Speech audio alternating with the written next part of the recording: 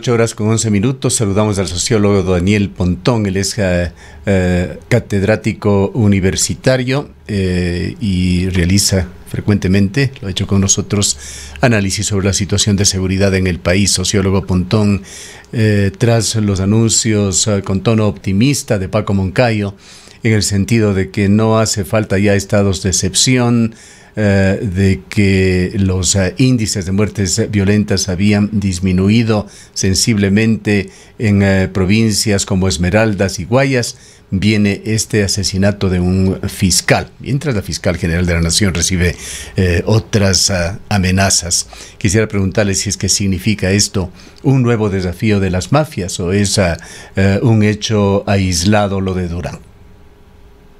¿Cómo está, Gustavo? Un saludo muy cordial. Gracias por la invitación de nuevo. Las mafias siguen intactas, ¿no? Yo no veo absolutamente nada de cambio, salvo una suerte de un encapsulamiento del gobierno jugando a viejas consignas, viejas, digamos, figuras. Pero en sí yo no veo ningún tipo de cambio estratégico en la estrategia, ¿no? No sé a qué atribuyen un éxito lo que se ha hecho, no sé con qué valoración se habla de quitar un estado de excepción. Por ejemplo, hay una contradicción ahí porque el gobierno acaba de emitir un reglamento para el uso de la fuerza por parte de las fuerzas del orden, y se declaró hace más de un mes el concepto de terrorismo. Por excelencia y por lógica, el concepto de terrorismo es una medida excepcional. Es un discurso que implica una serie de medidas excepcionales. Aplicar terrorismo a la figura del terrorismo actualmente sin una figura de estado de excepción es claramente un despropósito estratégico. Entonces, no sé cómo se están llevando las decisiones al máximo nivel. Lo que pasó con el fiscal en Durán me parece muy revelador. No es muy distinto a lo que ha pasado ya en otras ocasiones y a los eventos. Porque el problema aquí que nos enfrentamos, y sobre todo si se quiere trabajar con el concepto de terrorismo, es que se tiene que neutralizar este tipo de organizaciones que están detrás de eso. Obviamente detrás de lo que hubo el atentado del asesinato de la fiscal, hace 2 semanas hubo el tema con el alcalde, no sé si se acuerda, que no se llegó. Obviamente hubo atentado contra su vida, hasta el punto que tuvo que salir del país. Son figuras de un nivel de penetración de la delincuencia organizada muy potente, muy fuerte, ¿no? Usted, sociólogo, es un académico. En sus investigaciones utiliza indicadores, índices, y usted se preguntaba en base a qué. Refirámonos a lo que dijo el ministro del Interior. Señaló que hubo una reducción de un 6% de muertes violentas en Guayaquil, de un 13% en Los Ríos, de un 19% en Santa Elena, que los delitos comunes han bajado un 18% y que estas cifras eran consideradas como una reversión de tendencias y eso les llevaba a tomar la medida. ¿Son estas cifras significativas? Lo que pasa es que si se las pone así, pues usted diría, bueno, estamos en Suiza, ¿no? Usted accede a cifras, yo le invito a que usted haga un ejercicio de acceder a cifras actualizadas, ¿no? Y si usted compara, por lógica, usted tiene que decir, bueno, ¿se redujo frente a qué? ¿6%, 19% frente a qué? Frente al año pasado, de enero a mayo, el año pasado, ¿ya? Si es que hubo esa reducción, no se olvide que la tendencia venía creciendo, ¿sí? Entonces, si la tendencia venía creciendo, de pronto, la comparación entre año a año aquí es un juego de palabras, porque claro, pudo haber habido una reducción para mí insignificante, porque reducir 6%, hay que ver también en números absolutos, la reducción, uno tiene que saber claramente de qué elemento estamos comparando, ¿sí?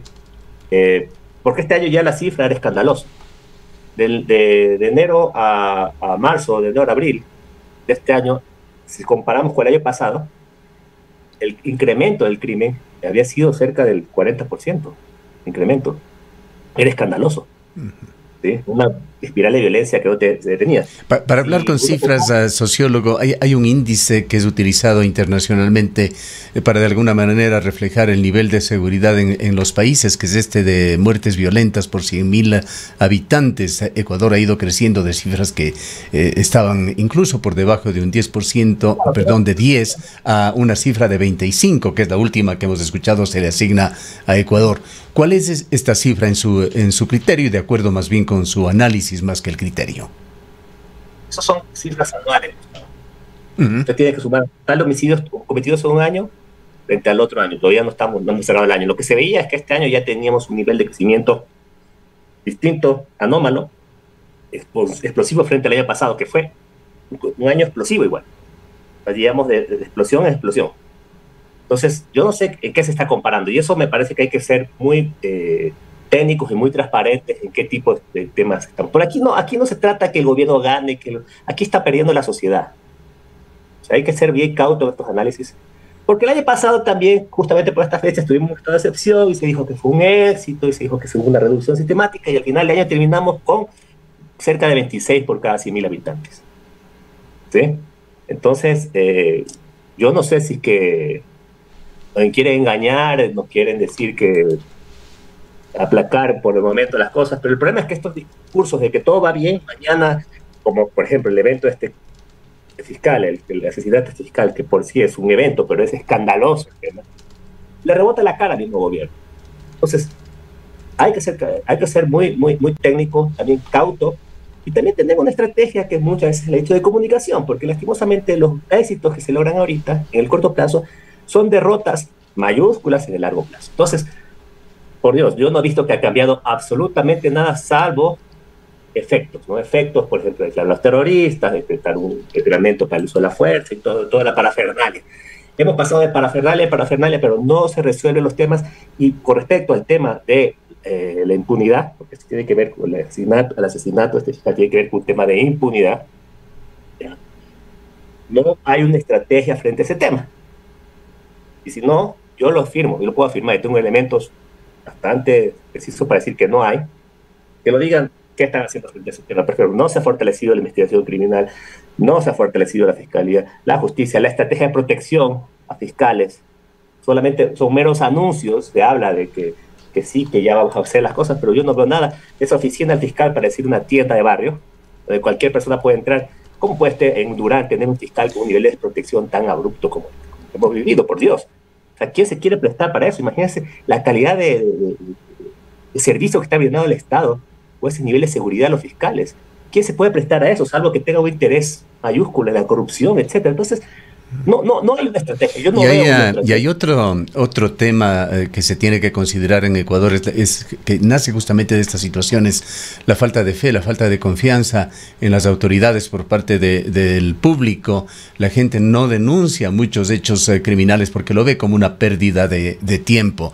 Para citarle casos, no tienen la gravedad de los temas que estamos hablando, pero veamos lo que sucede en una pequeña población muy conocida en Ecuador por la venta de joyas, Chordelej, un cantón azuayo con una población que debe estar en el orden de unos 30 a 40 mil habitantes. Allí se están dando hechos violentos que trascienden. Hace 2 o 3 semanas se entregaron grabaciones de todo un recorrido que hacían 4 delincuentes por las calles de Chordelej y la filmación del hecho que consumaban asaltando una joyería. Rostros, vehículo, placa, todo estuvo allí consignado. Justamente el día de ayer hablábamos con una de las personas que denunció este hecho, dijo que esto sí fue denunciado y que no ha habido ningún resultado por parte de las autoridades. Y justamente hablábamos de esto ayer, porque nuevamente hubo otro atentado a mano armada allí, donde un ciudadano estuvo herido. Entonces la gente no denuncia y las cifras no reflejan lo que estaba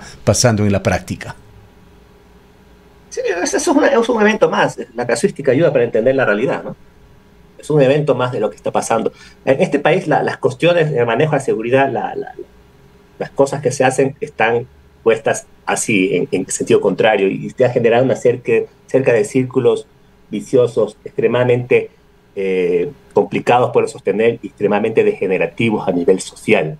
Por ejemplo, lo que está pasando aquí, o sea, La gente, claro, ¿no? Si no denuncia, pues no hay investigación, pero si no hay investigación, ¿qué pulula? Pues la desconfianza, se sigue aumentando la desconfianza, y si sigue manteniendo la desconfianza del Estado, ¿quién ofrece esos servicios? Ahí es donde se incorpora el concepto de las mafias, ¿no? Las mafias hacen ese servicio al Estado, el Estado empieza a perder legitimidad. Entonces, no veo, eso es la estrategia, cómo yo voy por hitos ganando, revirtiendo estos elementos que son elementos extremadamente contraproducentes contra el Estado. No lo veo yo en el ámbito de la política pública. Hay otros elementos que tienen que entrar también dentro de este análisis, como ese anuncio que hizo hace una semana la Unión Europea tras un cónclave de elementos de seguridad de los distintos países. Concluían que Ecuador se ha consolidado como el principal proveedor de cocaína para Europa. A eso súmale el tema de las drogas. El tema de las drogas, igual, el tema de las drogas, hay lo que yo he visto en los últimos años, indicadores alarmantes respecto al tema de la salida de drogas que tiene el país. Se habla de toda una lucha regional con el tema de las drogas, pero a nadie convence esas cifras, esos resultados que da el gobierno. ¿Y qué pasa con los radares en los puertos? Que Paco Moncayo nos dijo también a inicios de esta semana, están ya a punto de instalarse, pero es lo que venimos escuchando por varios meses. La SENAE tenía como meta máxima en el pasado mes de mayo ya instalarlos. Bueno, lo dijo el presidente al inicio de su mandato. Después lo volvió a anunciar en octubre, cuando inauguró noviembre de 2021, cuando inauguró el radar. Perdóneme, no utilicé mal la palabra, no es radar, es los escáneres, es a lo que quería referirme. Los escáneres. Perdón, pero sí. El tema de los escáneres está justamente con una estrategia, porque no solamente son escáneres, son una serie de acciones conjuntas que tienen en propósito un objetivo definido, que es básicamente mitigar, ¿no? Disuadir todo el caudal para evitar que ese caudal de drogas siga saliendo por el país y siga alimentando a las mafias. Entonces, no existe, o sea, algo tan simple como escáneres. Pero ojo, no solo este gobierno, ¿eh? Hay que ser bastante justo. Esto lo viene repitiendo Moreno, en su momento también lo dijo Correa, ¿no? Y yo no veo que hay ningún tipo de... Al parecer, ahí lo que hay nos enfrentamos a una serie de intereses privados y elementos de intereses que no solo son intereses criminales, porque bueno, también habría que llegar ahí si que hay penetración, pero son porque obviamente esto afecta de una forma también... Esto sí, ¿no? Sí sugería Paco Moncayo en sus declaraciones, decía que en esto ha habido oposición, que ha hado mucho tráfico de influencias. Así es, eso, pero esta autoridad del Estado, pues, eso es lo que se llama en términos conceptuales la gobernanza, ¿no? Porque usted tiene un objetivo definido, o sea, ¿quién pierde al final de cuentas con esto? El Estado, mismo país. Bueno, yendo a los hechos más recientes que se han dado, no sé si tuvo usted ya la oportunidad de analizar ese reglamento a la Ley Orgánica de Uso Legítimo de la Fuerza que puso en vigencia el presidente de la República. Lo vi de una manera, porque hay un resumen, no lo leí completo, lo vi. Sí. ¿Y cómo le ve? ¿Tiene algún criterio sobre qué es lo que plantea, qué puede hacer, qué no puede hacer? Porque paralelamente con el anuncio de que no habrán más estados de excepción para las ciudades, se señaló también que el ejército seguirá actuando. Bueno, hay que ver las cosas por de dónde vienen, ¿no? Yo creo que el gobierno está tan deficitario en su capacidad de poder dar solución al tema de seguridad que cualquier cosa que haga lo va a poner como grandilocuente. Yo escuché una entrevista al exasambleísta Ramiro Narváez, que fue el presidente de la Comisión de Seguridad, ¿no? Y Soberanía en la Asamblea, y él habló de una cosa interesante. Un reglamento no puede irse contra la ley. Todo lo que dice ese reglamento, en su momento ya se discutió y se estipuló en la ley, en esta ley del uso progresivo de la fuerza que fue aprobada mayoritariamente el año pasado. Entonces no estamos inventando nada nuevo, pero ojo, esa ley muchas veces la misma policía, por no decir gente también de Fuerzas Armadas, y el mismo gobierno salió a decir que esa ley no satisface, es una ley incompleta. Bueno, fue echándole feos a la ley, pero en base a esa ley genera este reglamento que en general no aporta mayormente temas no importantes. Una cosa que hay interesante es que dice que el policía no tiene que ver, o la policía o las fuerzas del orden no tienen que ver, ¿cómo es? La figura sobre el tema de la apreciación de la amenaza, no tienes que esperar que le disparen para disparar. Eso es un tema controversial, pero que bueno, está en la ley, que ese reglamento lo ratifica, y otros elementos adicionales, ¿no? Por ejemplo, que ningún funcionario puede ser separado si no hay una investigación, una sentencia en firme, ¿no? Cuando hay un mal uso progresivo de la fuerza, eso también lo estipula la ley y esto lo ratifica el reglamento. Por lo tanto, no creo que hay mayor diferencia, ¿no? Lo raro ahí es que, bueno, el gobierno lo pone como que un gran reglamento, pero afortunadamente yo creo que no reviste nada novedoso. Bueno, nada que no se haya discutido. ahora, hay otro aspecto que tiene que ver con la legitimidad con que se hacen las cosas en el país, que ya no viene de la delincuencia común, que viene de los delincuentes de cuello blanco. Y hay varias cosas que siguen ventilándose y que de hecho con la violencia que hay en el país pasan a un segundo plano.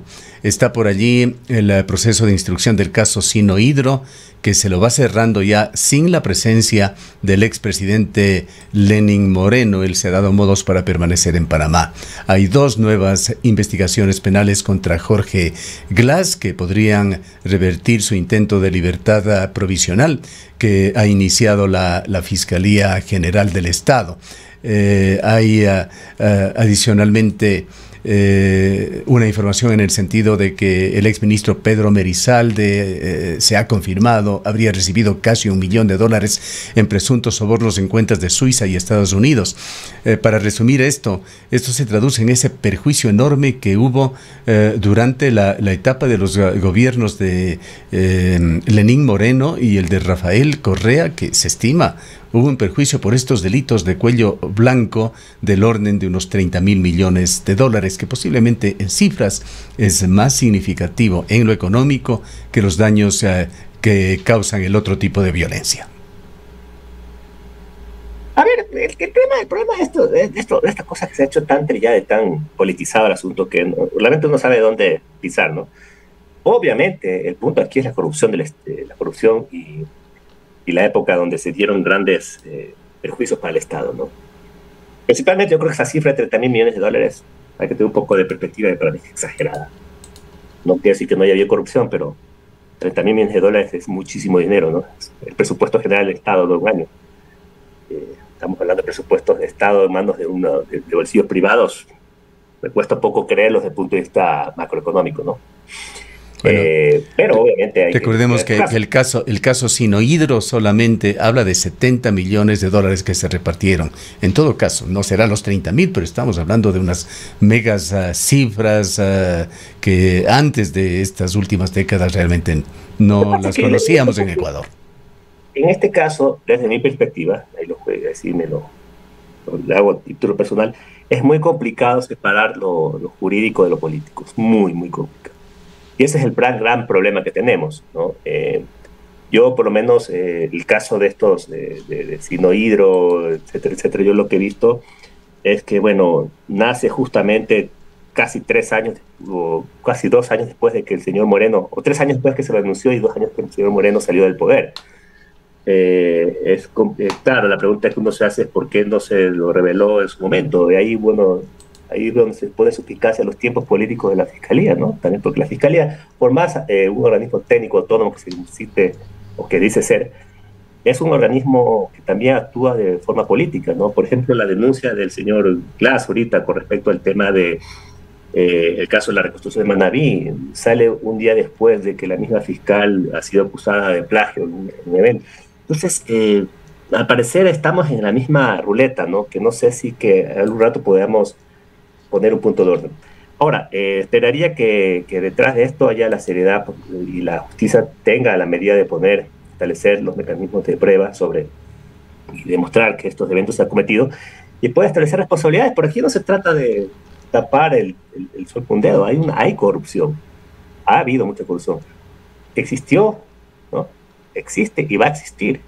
¿Cómo el Estado va a enfrentar a esto de aquí en adelante? ¿Cómo evitamos que las nuevas autoridades que van a ser elegidas en 2 meses caigan otra vez en estos círculos de corrupción, etcétera? Es el gran desafío que tiene el Estado ecuatoriano. Pero para ello se necesita primero una consolidación de la esfera institucional del Estado. ¿Cómo lograrlo con un momento político tan polarizado que tiene este país? Es el gran desafío estratégico que tiene el país. ¿Sí? Porque aquí lo que se busca es que la justicia haga su trabajo, Gustavo. No se trata aquí que la justicia tenga que estar a cuento o a servicio de un momento político. Yo creo que es un tema que hay, yo no soy especialista en el tema, pero me parece que es uno de los grandes desafíos que tiene el país, ¿no? Ya que hablamos de estos temas que mezclan la delincuencia con la política, los delitos de cuello blanco que se dan, de los cuales no es Ecuador el único país con problemas. Quisiera preguntarle su opinión sobre las declaraciones que han generado muchísimos comentarios del presidente brasileño Luis Ignacio Lula da Silva, quien, además de invitar a la cumbre sudamericana a Nicolás Maduro, dio declaraciones en el sentido de que el régimen chavista de Nicolás Maduro ha sido objeto de una narrativa malsana y falaz. Esto le ha ganado muchas críticas al presidente brasileño.